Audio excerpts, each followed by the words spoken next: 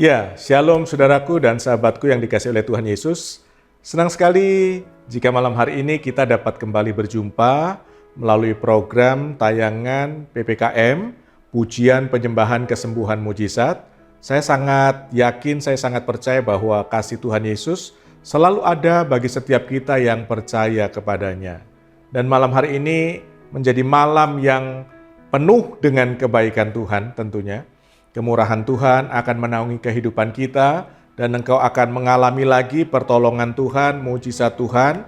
Jika Bible berkata sepanjang malam ada ratap tangis, namun menjelang pagi ada suara sorak-sorai. Oleh karena itu jangan bersedih, jangan berputus asa. Di dalam Yesus Kristus ada pengharapan, ada anugerah yang berlimpah-limpah. Sebab Tuhan Yesus yang kita percaya tidak pernah mengecewakan kita. Mari kita berdoa. Tuhan Yesus, Engkau Tuhan yang sangat baik. Kami percaya Tuhan, Engkau menggenapi setiap janji-Mu dalam kehidupan kami. Dan kami percaya Engkau ingin kami mengalami kemurahan-Mu. Engkau ingin kami mengalami mujizat-Mu. Engkau adalah solusi bagi setiap kami. Engkau adalah jawaban untuk setiap masalah dan pergumulan kami. Hidup kami ada di tangan-Mu. Engkaulah penyembuh dari semua sakit penyakit yang kami alami, yang sekarang sedang ada di dalam kehidupan kami. Di dalam nama Tuhan Yesus, ada kesembuhan terjadi, ada mujizat terjadi di dalam kehidupan kami. Haleluya, haleluya, amin. Mari bersama-sama kita nyanyikan pujian ini. Jika saudara tahu pujian yang akan kita naikkan ini, saudara bisa naikkan itu dengan ucapan syukur dengan segenap hati saudara. Masih ada jalannya Tuhan, masih ada pintu yang terbuka bagimu, masih ada pertolongan-pertolongan Tuhan. Dia Tuhan yang ajaib.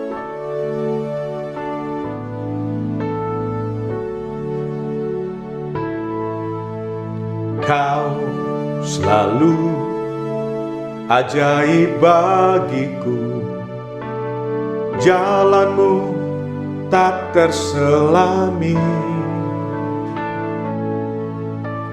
Saat kau yang membuka pintu, tak ada yang menutupnya. Lagi katakan, kau selalu ajaib, kau selalu ajaib bagiku, jalanmu tak terselami. Saat kau yang membuka pintu, tak ada yang menutupnya. Masih ada jalan terbuka untukku, masih ada jalannya Tuhan, masih ada jalan terbuka untukku. Kulihat kebesaran-Mu, katakan masih ada jalan terbuka untukku, masih ada jalannya Tuhan, masih ada jalan terbuka untukku. Kulihat kebesaran-Mu, kulihat kebesaran-Mu, kulihat kebesaran-Mu.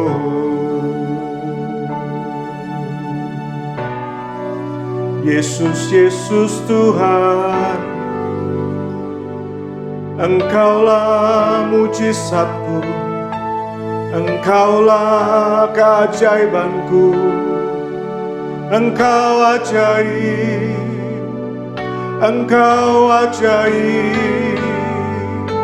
Kami percaya Tuhan, kami percaya. Terima kasih Tuhan Yesus. Terima kasih Tuhan Yesus.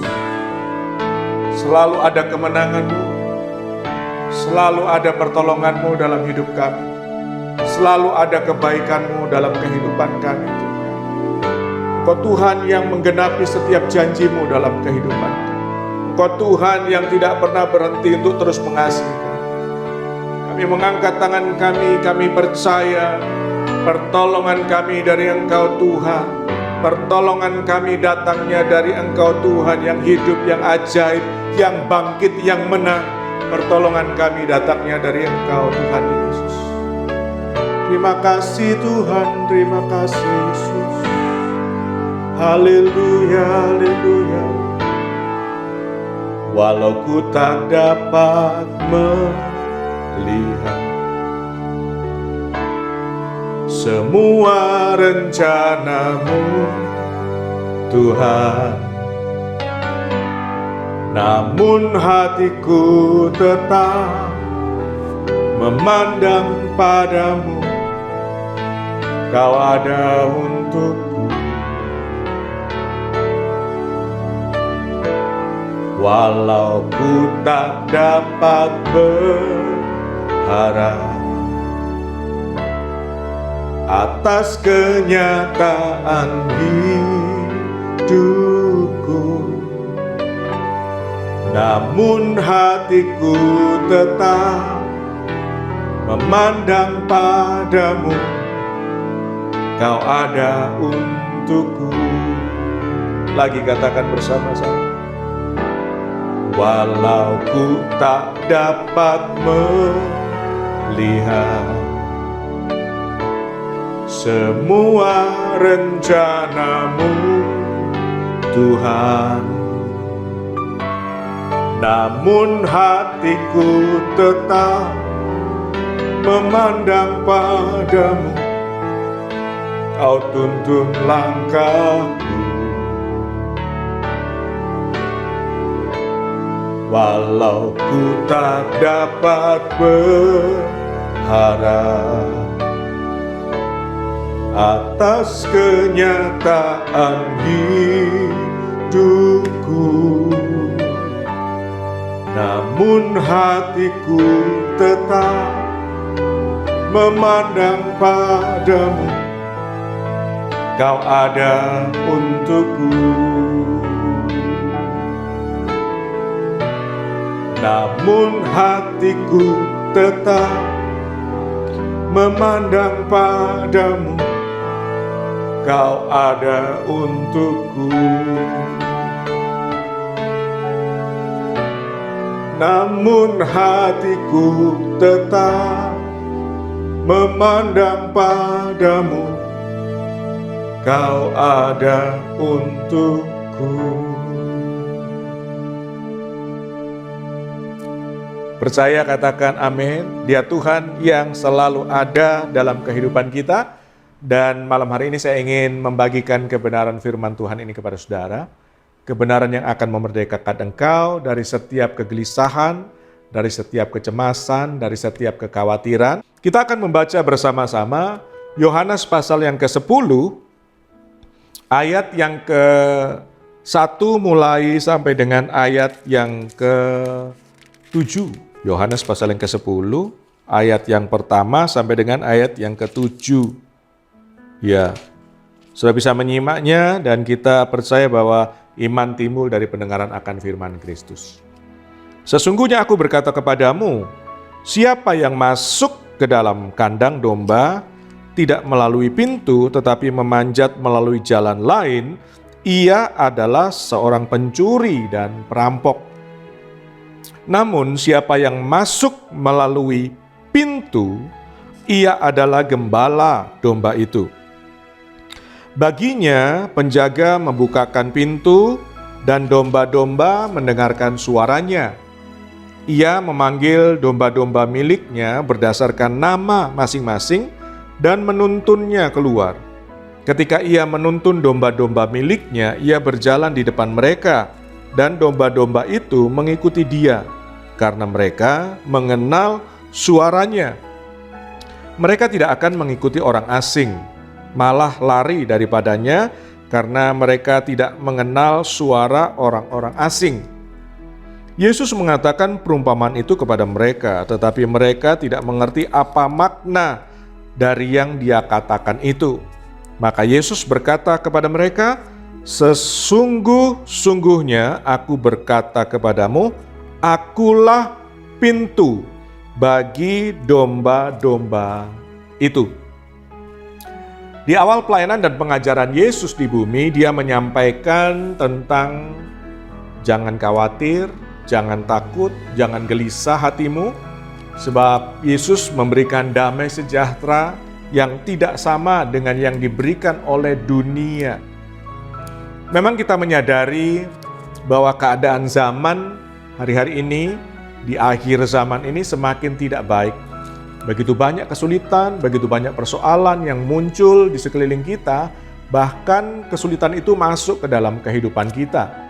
Banyak orang yang menjadi gelisah, banyak orang yang menjadi lemah, menjadi takut, bahkan kegelisahan itu semakin menjadi-jadi.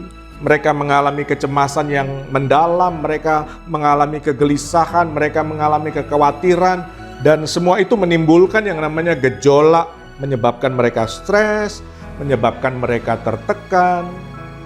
Waktu saya membaca sebuah penelitian, di situ dikatakan demikian. Pada umumnya sesuatu yang tidak pernah terjadi, itu yang justru akan dicemaskan oleh kebanyakan orang. Dan tingkat kecemasannya adalah 5 kali lebih besar daripada kekhawatiran yang benar-benar punya alasan akan terjadi. Jadi meskipun demikian, kecemasan itu tetaplah sebuah kenyataan kehidupan yang harus kita hadapi. Siapapun bisa cemas, saya juga bisa cemas, saudara juga bisa cemas, entah pada tingkat yang normal, yang biasa-biasa, atau justru menjadi kecemasan yang berlebihan. Bahkan dikatakan kecemasan yang abnormal, sudah nggak normal lagi. Jadi sebenarnya apa sih yang dicemaskan oleh manusia? Apa sih yang membuat manusia itu menjadi cemas, terus menerus cemas? Saya berdoa malam hari ini agar melalui renungan firman Tuhan ini, engkau dilepaskan dari segala kecemasanmu, engkau dibebaskan dari semua kecemasanmu, kegelisahanmu, ketakutanmu, kekhawatiranmu. Katakan amin, katakan bersama dengan saya, Tuhan membebaskan saya. Ya, apa sih yang membuat manusia itu menjadi cemas? Yang pertama adalah hari kemarin. Jadi ternyata hari kemarin itu membuat manusia, pada umumnya kebanyakan manusia itu mengalami kecemasan. Manusia cemas atas apa? Kesalahan-kesalahan, kecerobohan-kecerobohan, kegagalan-kegagalan, kebodohan-kebodohan, dan mungkin dosa-dosa pelanggaran yang mereka lakukan di masa yang lalu. Mungkin ada ucapan buruk ya, kutukan yang mungkin terlanjur dikatakan, atau perkataan-perkataan yang berakibat fatal dalam kehidupan ini, dalam pertemanan, dalam persahabatan, mungkin keputusan-keputusan yang salah yang sudah dibuat, atau mungkin kebodohan-kebodohan yang menyebabkan alami kerugian yang besar dalam usaha, dalam bekerja, dalam bersekolah, atau melakukan kegiatan-kegiatan yang lain. Masa lalu itu banyak tentang penyesalan-penyesalan, mungkin hal-hal yang seharusnya disampaikan pada waktu itu, tetapi karena dia diam, dia tidak mau menyampaikannya itu, maka kemudian seharusnya dia mendapatkan sesuatu yang terbaik, atau mungkin kelompoknya itu mendapatkan sesuatu yang menguntungkan, tetapi karena dia diam, dia tidak mau mengucapkannya, maka kemudian sebaliknya yang terjadi.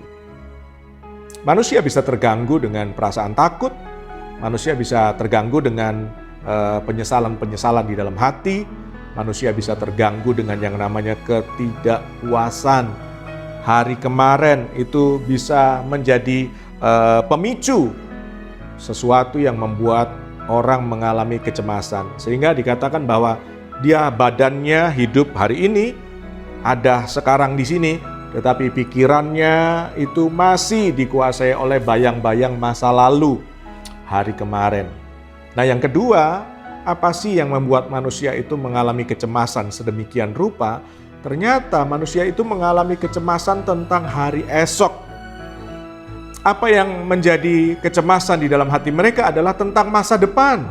Masa depan karirnya, masa depan pendidikannya, mungkin mengenai kelanjutan hubungannya dengan kekasihnya atau pacarnya, atau mungkin keberhasilan usaha yang baru yang sedang dirintis, dibangun, dimulai.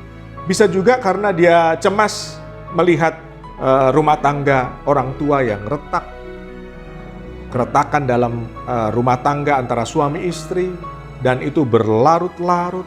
Cemas akan nanti bagaimana dengan masa tua mereka, dengan hari tua mereka, cemas dengan segala sesuatu yang timbul hal-hal bayangan-bayangan yang jelek di dalam pikirannya, di dalam benaknya, yang mungkin itu akan terjadi di masa yang akan datang. Padahal ini masih mungkin. Belum terjadi, belum akan terjadi, tetapi sudah menjadi sebuah bayangan, sesuatu yang buruk yang akan menimpa, yang akan terjadi, yang membahayakan, yang mengancam. Itu yang membuat manusia cemas. Yang ketiga, ternyata ada orang-orang di sekeliling kita yang juga bisa membuat kita jadi cemas. Manusia menjadi cemas karena penilaian-penilaian orang lain. Ada orang yang berkata ini, berkata itu, berkata ini, berkata itu. Kemudian karena dirinya tidak bisa memenuhi sesuai dengan apa yang dikatakan oleh orang-orang itu, kemudian dia menjadi cemas, menjadi gelisah. Ada pandangan-pandangan sinis dari orang-orang yang merendahkan dirinya. Ada sosok mungkin di sekelilingnya yang berpotensi menjadi orang yang bisa saja membahayakan dirinya. Mungkin itu membahayakan bukan cuma dirinya, tapi karirnya, juga jabatannya, posisinya, keluarganya mungkin. Bahkan mungkin dia merasa orang ini nanti yang akan bisa merenggut nyawanya. Atau bukan cuma dia, tetapi mungkin orang-orang yang dicintainya, bisa pasangan hidupnya yang akan mati karena orang ini, atau mungkin anaknya, mungkin orang tuanya, mungkin keluarganya, mungkin kekasihnya yang akan mengalami sesuatu yang buruk karena orang ini. Jadi menjadi cemas, menjadi gelisah itu karena ada hal-hal yang buruk yang terjadi pada mereka. Dan ini masalahnya, dia tidak bisa berbuat apa-apa ketika itu terjadi. Itu yang membuat dia cemas. Ada orang-orang yang jahat di sekeliling kita yang memperlakukan dengan jahat, memusuhi dengan perkataannya, dengan tindakannya, dengan sikapnya, kemudian tidak bisa berbuat apa-apa. Itu yang membuat seseorang menjadi cemas, menjadi gelisah di dalam kehidupannya. Yang keempat, tentang kesehatan. Banyak orang menjadi sangat cemas ketika kesehatannya mulai menurun, mulai terganggu. Ada bagian-bagian di dalam tubuhnya yang mulai sakit, sehingga dia mulai mengeluh tentang sesuatu yang ada di kepalanya, di perutnya, mungkin di kakinya, atau mungkin di dalam bagian tubuhnya. Dan kemudian waktu dia memeriksakannya ke lab gitu ya, ke laboratorium, hasilnya justru membuat dia semakin khawatir, membuat dia semakin takut, menyebabkan dia semakin stres, menyebabkan dia semakin depresi. Atau mungkin ada penyakit-penyakit turunan dari orang tua atau dari keluarga yang sewaktu-waktu bisa terjadi di dalam kehidupannya. Jadi berbagai hal yang berkaitan dengan kesehatan itu bisa menyebabkan kecemasan. Pandemi COVID juga yang tidak berhenti, kemudian dia mendengar, dia melihat semakin banyak orang yang mengalami kematian, dan itu membuat dia takut, membuat dia cemas, gelisah, ditambah dengan penyebaran, ditambah dengan penularan yang ekstrim terjadi di sekeliling kita. Itu sangat-sangat membuat kecemasan itu semakin bertambah, semakin tinggi di dalam kehidupan seseorang. Yang kelima, yang berikutnya adalah tentang kondisi keuangan. Pandemi, penyakit terjadi di seluruh dunia, termasuk di Indonesia, dan itu mempengaruhi ekonomi suatu bangsa. ekonomi masyarakat juga akan terdampak dengan penyakit yang disebut pandemi ini. Berdampak pada keuangan, setiap orang mengalami yang namanya tabungan itu semakin berkurang, semakin menipis kantongnya, tongpes, ya pekerjaan yang mungkin dia alami PHK, dia diberhentikan, kemudian pekerjaannya juga masih belum tetap, dia masih mencari kemungkinan untuk bisa bekerja di tempat yang lebih baik. Mungkin juga dia belum mapan dalam pekerjaannya, atau mungkin juga perusahaan-perusahaan di mana orang-orang bekerja itu mulai mengalami goncangan dan sewaktu-waktu bisa ambruk atau mengalami kebangkrutan. Atau mungkin dia bisa memikirkan tentang anak-anak yang sudah selesai sekolah, sudah sarjana, tapi masih belum mendapatkan pekerjaan. Ya, faktor keuangan itu membuat orang bisa mengalami kecemasan. Jadi, hal-hal ini berdampak dalam kehidupan kita sehari-hari. Menjadi sumber yang namanya kegelisahan, menjadi sumber yang namanya kecemasan, dan itu memang punya alasan. Tentang masa lalu, tentang masa yang akan datang, tentang pendapat pandangan-pandangan orang, tentang ekonomi, tentang kesehatan. Pertanyaannya adalah begini, apakah kita dapat melepaskan diri dari cengkraman kecemasan ini? Apakah saudara berpikir bahwa saudara akan terus ada di dalam keadaan diintimidasi, tertekan, ditekan, sehingga saudara tidak bisa keluar dari keadaan yang sulit seperti ini? Atau kita bisa keluar? Mari kita lihat bersama-sama apa yang firman Tuhan katakan dari apa yang sudah kita baca tadi. Coba saudara perhatikan bahwa kita punya Tuhan Yesus. Di dalam Yohanes pasal yang ke-10 tadi dikatakan Yesus adalah pintu. Pintu itu akan terbuka bagi semua yang baik dan hal-hal yang penuh dengan berkat sesuai dengan kehendak Tuhan. Dan pintu itu juga bisa tertutup terhadap semua yang buruk, yang bukan berasal dari kehendak Tuhan bagi setiap kita. Jadi saudara bisa melihat bahwa hari-hari kemarin itu bisa menjadi hari yang tidak membahayakan kita lagi. Mengapa demikian? Karena di antara kita dan hari kemarin itu ada terbentang yang namanya salib. Cross, salib Tuhan. Dan Yesus sudah menerima kita apa adanya. Termasuk segala sesuatu yang kita lakukan di masa lalu. Yesus menerima bukan hanya kita, tetapi masa lalu kita pun. Masa lalu yang paling buruk itu pun juga diterima oleh Yesus. Semua noda hitam dosa, kesalahan, pelanggaran yang kita lakukan di hari-hari kemarin sudah dihapus, sudah ditebus oleh Tuhan Yesus. Beban masa lalu sudah tidak ada lagi di pundak saudara dan saya, tetapi sudah ditanggung, dipikul oleh Tuhan Yesus sampai ke kayu salib. Segala beban persoalan yang berat, yang paling berat, semua beban yang terberat sudah ditanggung oleh Yesus. Beban rasa takut saudara, beban rasa bersalah saudara, beban rasa tidak puas, semuanya yang menggelisahkanmu, yang menyebabkan engkau menjadi cemas, sudah ditanggung oleh Yesus. Jadi jangan cemas lagi, jangan gelisah lagi. Yesus adalah pintu. Dia telah menjadi pintu yang menutup dari semua ancaman, dari semua bahaya di hari-hari kemarin. Sehingga hari ini kita ada di dalam yang namanya anugerah kebaikan Tuhan.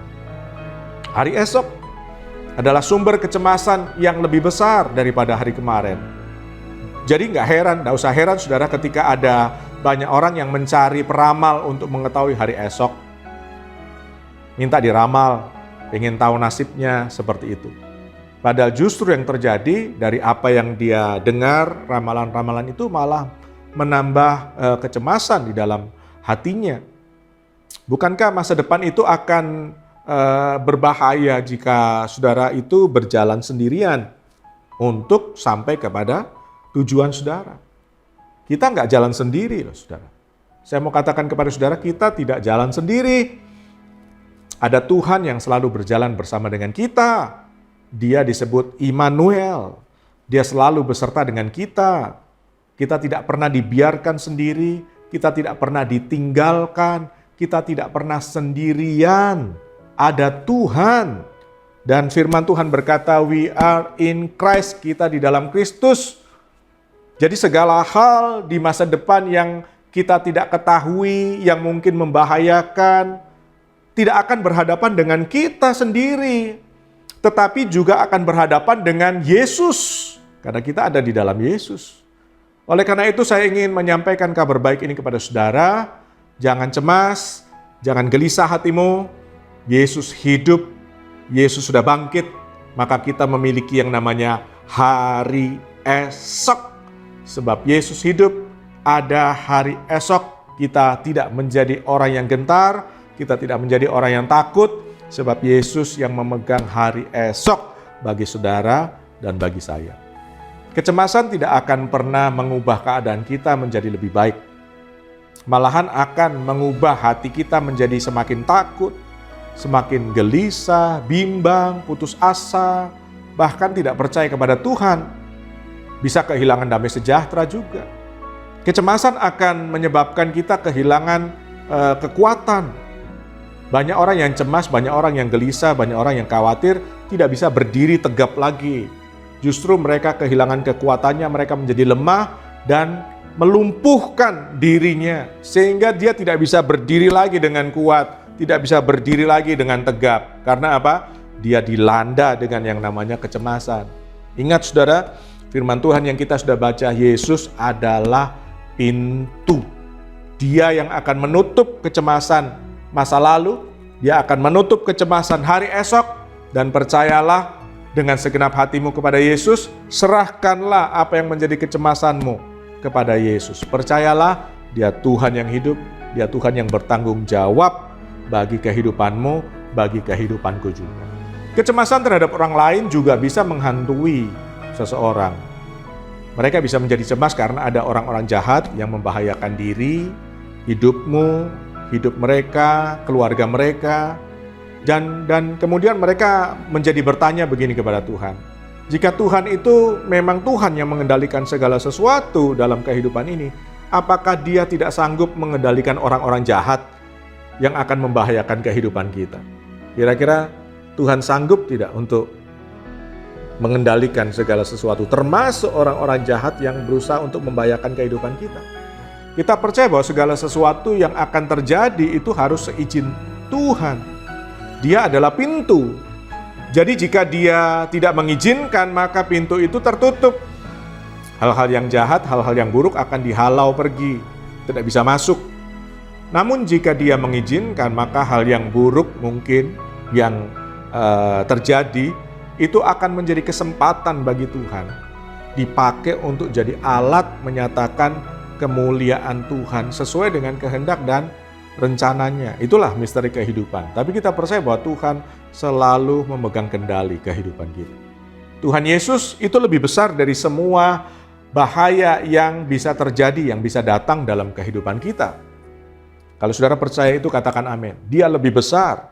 Yesus lebih besar dari semua tantangan. Yesus lebih besar dari semua masalah. Yesus lebih besar dari semua kekecewaan kita. Yesus lebih besar dari semua kecemasan kita.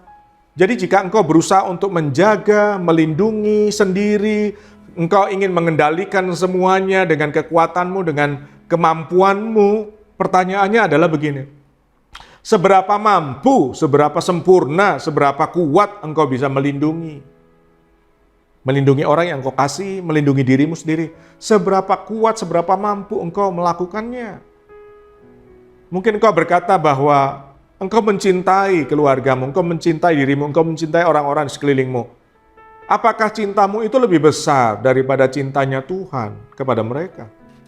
Apakah cintamu lebih besar daripada cintanya Tuhan kepada keluargamu?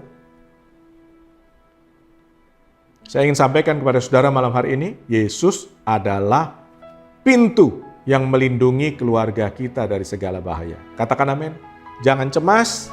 Masih ada tangan Tuhan yang sanggup memegang kita, yang sanggup menjaga kita dengan kasih-Nya yang sempurna.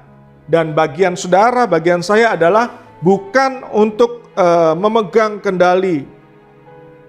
Kemudian kita berusaha untuk melindungi dengan kemampuan, dengan kekuatan kita. Bagian saudara, bagian saya adalah mendoakan yang terbaik bagi keluarga kita dan serahkan kepada Tuhan. Sebab kita percaya bahwa Tuhan sanggup memelihara dan Tuhan sanggup memedulikan mereka, sanggup menjaga. Dia Tuhan yang menyertai. Penilaian seseorang terhadap kehidupan kita itu juga seringkali menjadi kecemasan-kecemasan yang bisa muncul dalam hati kita. Mana yang lebih baik? Mana yang lebih penting? Penilaian orang tentang diri kita atau penilaian Tuhan terhadap kita? Bible berkata bahwa manusia menilai dari tampilan lahiriah, tampilan luarnya saja. Tetapi Tuhan melihat sampai ke dalam hati, sampai ke dalam lubuk hati, di dalam diri dari orang itu. Jadi untuk membuat dirinya tidak cemas, yang dilakukan oleh orang adalah biasanya dia akan membuktikan bahwa apa yang dikatakan orang itu nggak benar. Jadi dia akan melakukan pembuktian diri. Dia akan membuktikan kepada orang-orang, dia akan berupaya untuk menyenangkan orang-orang.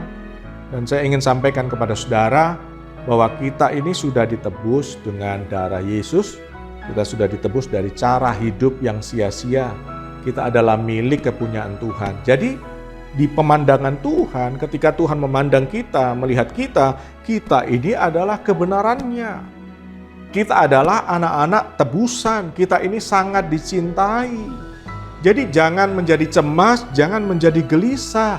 Kemudian kita berusaha untuk membuktikan di hadapan orang-orang bahwa kita tidak seperti itu. Kita tahu bahwa kesehatan juga menjadi sumber kecemasan yang bisa menghantui siapapun. Bukan hanya kesehatan, tetapi juga keuangan. Itu bisa membuat orang gelisah, nggak bisa tidur. Dia akan mengalami banyak kekhawatiran di dalam hatinya. Kita tahu bahwa tubuh kita adalah bait atau rumahnya Roh Kudus. Jadi, menurut saudara, ketika saudara merawat dirimu, pertanyaannya begini, apakah engkau lebih peduli untuk merawat tubuhmu daripada Roh Kudus yang merawat tubuhmu? Siapa yang lebih peduli pada tubuh kita yang sudah ditebus ini? Apakah engkau lebih peduli atau Tuhan yang lebih peduli? Apakah Roh Kudus yang lebih peduli? Ingat loh saudara, kita ini, tubuh kita adalah baitnya. Dia Tuhan yang lebih peduli, dia ingin agar tubuh kita sehat.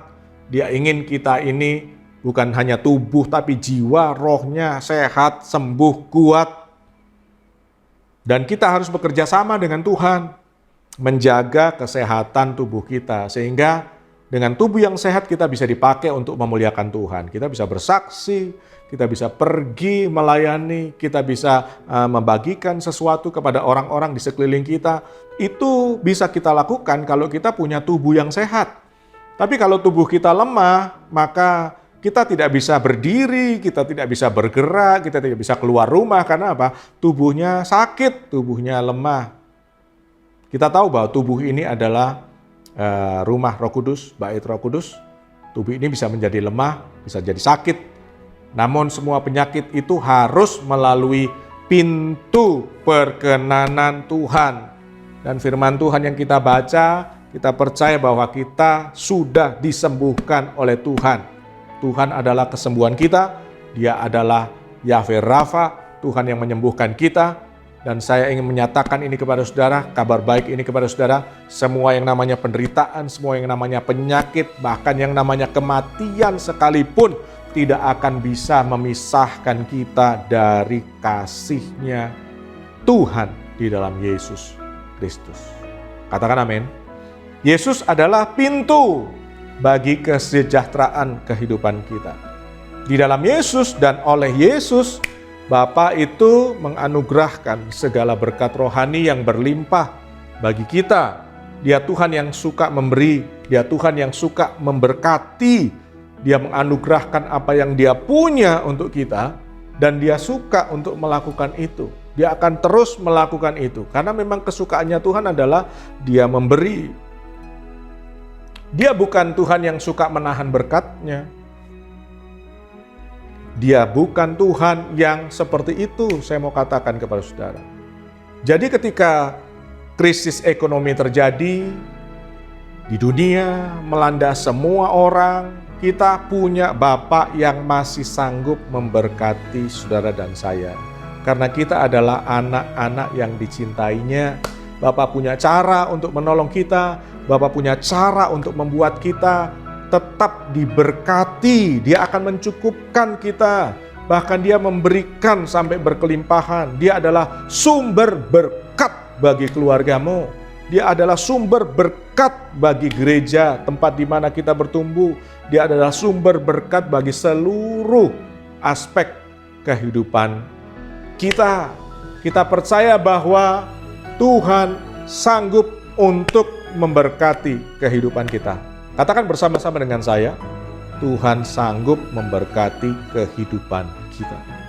Percayalah kepada Tuhan, jangan andalkan manusia, jangan andalkan dirimu sendiri. Yesus adalah satu-satunya pintu masuk bagi anugerah dan berkat Bapa bagi kehidupan saudara, bagi kehidupan saya. Jangan saudara buat atau jangan saudara ciptakan pintu-pintu yang lain. Yesus adalah pintu bagi kita.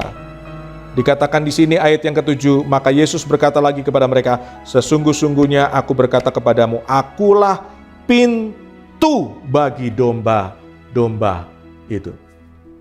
Ada seorang usahawan, ada seorang pengusaha yang bernama Robert Letourneau, seorang yang sangat diberkati Tuhan, sehingga dia memberikan 90% penghasilannya. Saya ulang lagi, 90% penghasilannya dia berikan untuk charity, dia berikan untuk amal. Dia berkata seperti ini, tidak mungkin ya kecemasan dan iman itu bisa tinggal barengan, tinggal bersamaan di dalam satu atap di sebuah rumah. Tidak mungkin. Kecemasan dan iman tidak mungkin tinggal di dalam satu atap di sebuah rumah yang sama. Jadi kalau ada kecemasan diizinkan masuk, maka iman itu pasti akan pergi meninggalkan. Ini yang dikatakan oleh Robert.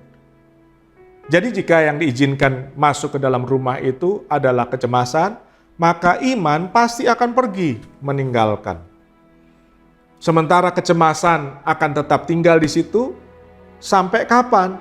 Sampai iman ini kemudian diundang lagi karena iman ini udah pergi. Jadi kecemasan akan ada di situ karena kecemasan dibiarkan untuk tinggal di situ. Kalau ada kecemasan, iman akan pergi. Nggak mungkin mereka tinggal bersama di situ. Jadi sampai kapan? Sampai iman diundang kembali untuk tinggal di dalam rumah. Jadi ketika iman ini diundang kembali, maka iman itu akan mengusir yang namanya kecemasan pergi dari rumah itu. Saya ingin sampaikan kepada saudara, jangan izinkan kecemasan dan iman itu ada di dalam rumah kehidupanmu, di dalam hatimu, di dalam pikiranmu. Saudara harus punya iman, biar kecemasan itu pergi dari kehidupan saudara. Milikilah iman Elohim. Percayalah anugerah berkat, kasih, kesembuhan, mujizat, pertolongan, semua berkat rohani di dalam surga itu sampai ke dalam kehidupanmu. Karena itu yang menjadi kehendak Tuhan. Yesus adalah pintu ke dalam semua anugerah itu bisa diberikan, bisa engkau alami dalam kehidupanmu. Yesus adalah pintu anugerah bagi setiap apa yang menjadi kebutuhan kita. Dan saya percaya kita butuh pertolongan, kita akan ditolong oleh Tuhan. Kita butuh kesembuhan, kita disembuhkan oleh Tuhan. Kita butuh kasih, kemurahan, anugerah, kebaikan. Tuhan punya itu dan Tuhan akan memberikan itu kepada setiap saudara. Karena kita percaya, saya percaya, saudara percaya, Tuhan adalah pintu dari segala berkat, dari segala anugerah yang Dia sanggup limpahkan dalam kehidupan setiap kita. Amin. Mari kita berdoa bersama-sama. Saya akan berdoa untuk saudara. Roh Kudus akan tolong kita untuk berdoa. Saudara bisa angkat tanganmu, dimanapun engkau berada saat ini, di rumahmu, atau dimanapun, dalam keadaan apapun, siapapun saudara. Aku percaya ketika engkau mengangkat tanganmu kepada Tuhan, Tuhan itu berkuasa, Tuhan yang mengendalikan segala sesuatu. Dia Tuhan yang sanggup membuat yang buruk jadi baik, yang lemah jadi kuat, yang sakit jadi sembuh. Engkau yang putus asa, engkau mempunyai iman, engkau punya pengharapan yang baru di dalam Tuhan. Di dalam nama Tuhan Yesus, aku percaya Tuhan, firman yang sudah kami dengar, Tuhan menggantikan setiap kecemasan, kegelisahan, kekhawatiran. Kami serahkan itu kepada Tuhan. Kami percaya Tuhan berikan iman kepada kami. Tuhan berikan pengharapan. Tuhan memberikan kasih kepada kami. Sehingga kami percaya bahwa iman akan mengerjakan banyak hal yang spektakuler bersama dengan Tuhan. Hidup kami tidak akan pernah sama lagi. Kami akan terima mujizat. Kami percaya kami terima mujizat. Kami akan terima kesembuhan, kami percaya kami terima kesembuhan. Kami percaya kami menerima pertolongan Tuhan, kebaikan Tuhan lagi di dalam kehidupan kami. Berdoa buat setiap anak-anak-Mu yang mengangkat tangan malam hari ini. Mereka percaya kepadamu, mereka berserah kepadamu. Tuhan, Engkau yang turun tangan atas kehidupan mereka. Tuhan, Engkau yang ambil alih. Kami percaya semua beban sudah Engkau pikul, sudah Engkau tanggung di kayu salib, di Kalvari. Semua dosa pelanggaran, semua keburukan-keburukan masa lalu sudah Tuhan Engkau gantikan dengan kehidupan yang baru di dalam Engkau. Kami adalah ciptaan yang baru, yang lama sudah berlalu, yang baru sudah datang. Aku berdoa biarlah kemurahan Tuhan memenuhi setiap anak-anak-Mu, kebaikan Tuhan turun boleh dialami setiap anak-anak-Mu, dan kami percaya alami kesembuhan, alami mujizat di rumah mereka pada saat ini. Ada mujizat, ada kesembuhan, ada pertolongan, ada keajaiban. There is miracle in your house. Di dalam nama Tuhan Yesus, percaya doa ini dijawab, didengar oleh Tuhan, terjadi, digenapi dalam kehidupan kita. Bersama-sama kita katakan amin, amin, amin. Alamilah mujizat di rumah saudara. Percayalah ada mujizat di rumahmu. There is miracle in your house. Terimalah kesembuhan, terimalah mujizat Tuhan yang dahsyat dalam kehidupan saudara. Tuhan Yesus memberkati kita.